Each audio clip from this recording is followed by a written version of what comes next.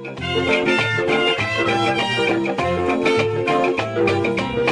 through the city on my bike all day, cause the filth took away my license. It doesn't get me down and I feel okay, cause the sights that I'm seeing are priceless. Everything seems to look as it should, but I wonder what goes on behind doors. A fella looking dapper and he's sitting with a snapper, then I see it's a pimp and his crackle.